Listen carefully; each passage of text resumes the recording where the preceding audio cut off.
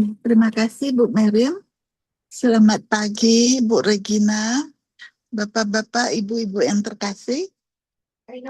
Sebagai janji saya hari ini ingin membagikan homili dari Uskup Agung Vilnius, juga sebagai presiden dari Konferensi Bishop se-Eropa.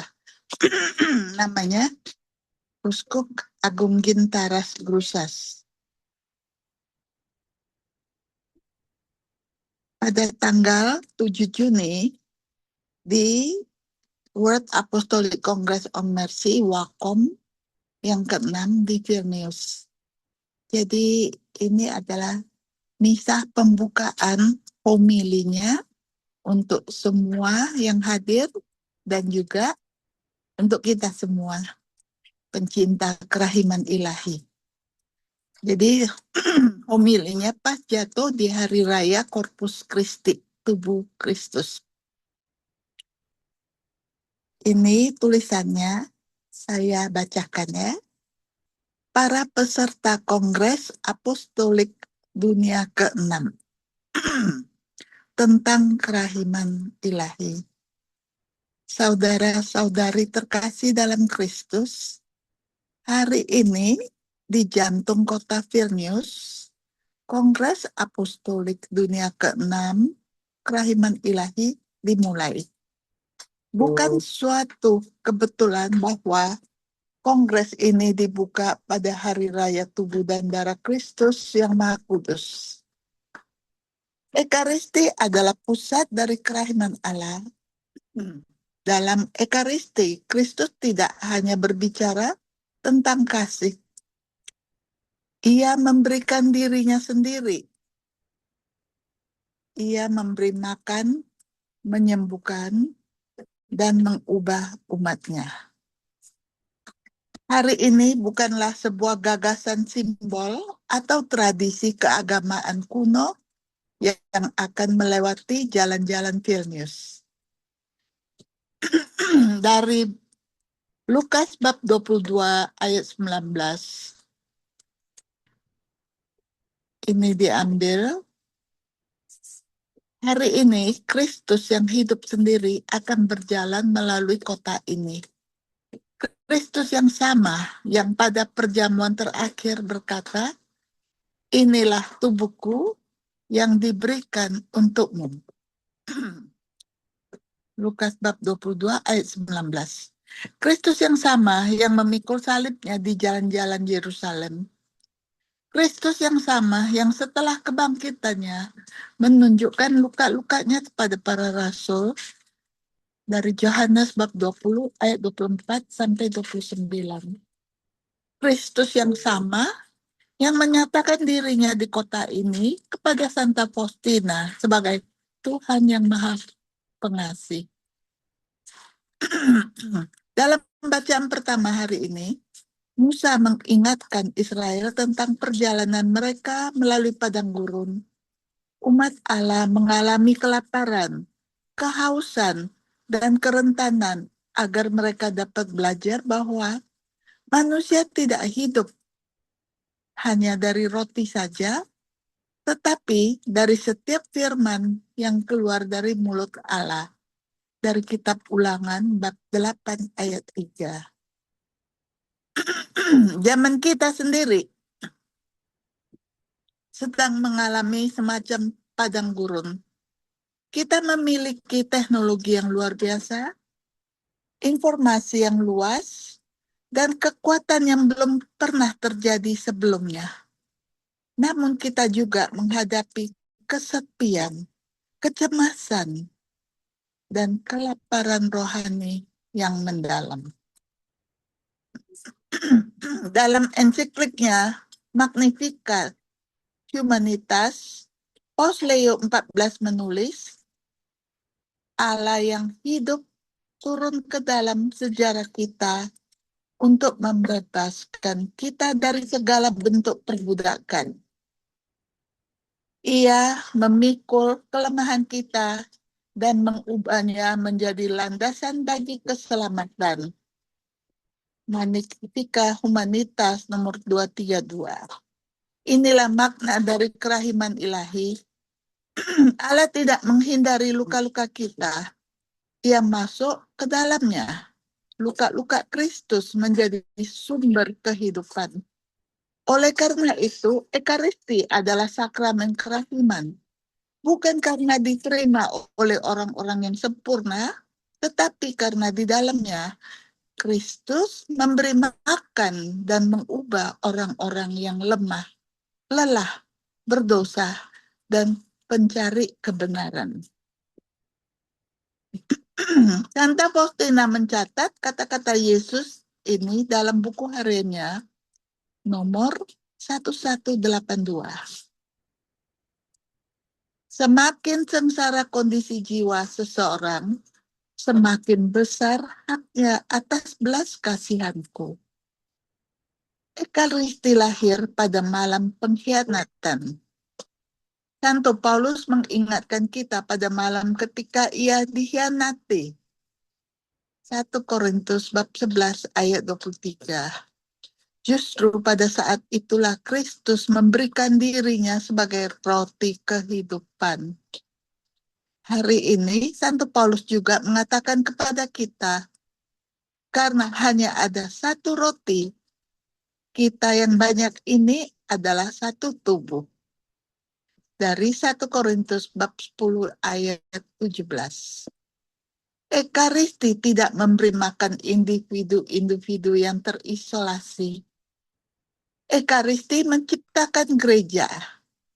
Ekaristi mengumpulkan orang-orang yang tersebar menjadi satu tubuh. Tema kongres kita adalah membangun kota belas kasih. Bukanlah terutama tentang bangunan atau struktur. Kota belas kasih yang sejati dibangun dari orang-orang yang diubah oleh kasih Allah. Paus Leo XIV menulis, Tuhan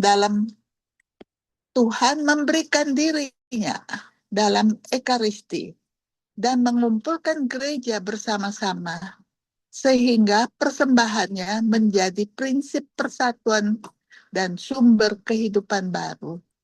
Dari Magnificat Humanitas nomor 234. Kita tidak hanya menerima Ekaristi, Ekaristi mengubah kita menjadi apa yang kita terima. Kristus membangun dirinya dari kita. Dia menjadikan kita tubuhnya di dunia. Karena itu dapat dikatakan dengan jujur, kamu, yaitu kita semua, adalah kota belas kasih. Dan hari ini kita akan melihat kenyataan ini. Saat kita berjalan dalam prosesi Ekaristi melalui jalan-jalan Virnius, saat kita melakukan perjalanan melalui kota, kita akan berhenti di tempat-tempat yang mengingatkan kita akan luka-luka kota ini, tetapi juga menjadi saksi penyembuhan. Katedral diubah selama era Soviet menjadi museum dan gedung konser. Pada suatu waktu bahkan ada rencana untuk mengubahnya menjadi pabrik traktor. Namun hari ini Kristus sekali lagi muncul dari katedral sebagai Tuhan yang hidup. Gereja Santo Johannes berdiri di dalam universitas, tempat ateisme Marxis diajarkan selama bertahun-tahun. Di tempat di mana dunia tanpa Tuhan pernah dipromosikan, Injil diwartakan sekali lagi. Gereja Santo Casimir diubah menjadi museum ateisme. Kristus diusir, namun dia telah kembali. Gerbang Fajar pernah terancam dihancurkan. Namun, selain tempat suci Bunda Maria belas kasih ini tetap berdiri sebagai tanda bahwa belas kasih Tuhan tidak dapat dihancurkan. Gereja Hati Kudus Yesus di Jalan Rojaus diubah menjadi penjara. Hari ini, tempat utama kongres kita ini berdiri di sampingnya. Dengan demikian, prosesi Ekaristi ini lebih dari sekedar perjalanan melalui sebuah kota. Ini adalah perjalanan melalui sejarah kita, melalui luka-luka suatu bangsa, dan melalui luka-luka pribadi kita sendiri. Dan dalam perjalanan ini, Kristus berjalan bersama kita. Dia berjalan untuk membebaskan hati manusia. Kristus yang bangkit tetap ditandai oleh luka-lukanya. Thomas mengenali Yesus justru melalui luka-luka itu. Dari Yohanes bab 20 ayat 24 sampai 29. Namun sekarang luka-luka itu tidak lagi melambangkan kematian. Luka-luka itu telah menjadi sumber kehidupan. Santa Faustina mencatat kata-kata Yesus ini, rahmat bagi jiwa-jiwa mengalir dari semua lukaku seperti dari mata air. Tetapi luka di hatiku adalah sumber rahmat yang tak terukur. Bacaan Harian Santa Faustina nomor 1190. Dari hati Kristus yang tertusuk mengalir darah dan air. Dari Yohanes bab 19 ayat 34. Dari sanalah gereja lahir, dari sanalah sakramen-sakramen mengalir, dari sanalah sinar kerahiman ilahi bersinar. Oleh karena itu, misi kita bukan hanya berbicara tentang rahmat. Panggilan kita adalah membiarkan kerahiman menjelma di dalam diri kita. Santa Faustina berdoa, aku ingin diubah sepenuhnya menjadi kerahimanmu dan menjadi cermin hidupmu. Bacaan Harian Santa Faustina nomor 163. Saudara-saudari terkasih, setelah misa kita akan memasuki prosesi Ekaristi. Ini bukanlah kenangan nostalgia akan masa lalu. Ini adalah prosesi kemenangan Kristus. Ini adalah tanda bahwa Tuhan yang telah bangkit masih berjalan bersama umatnya dan tetap hadir di dalam umatnya hingga hari ini. Semoga Kristus yang kita terima hari ini dalam Ekaristi menjadikan kita masing-masing batu hidup di kota kerahiman. Semoga rahmatnya menyembuhkan luka-luka kita. Semoga tubuhnya mengubah hati kita. Dan semoga dunia yang memandang gereja mengenali wajah kerahiman yang hidup. Yesus, I trust in you. Terima kasih. Terima Saya kasih. kembalikan kepada petugas.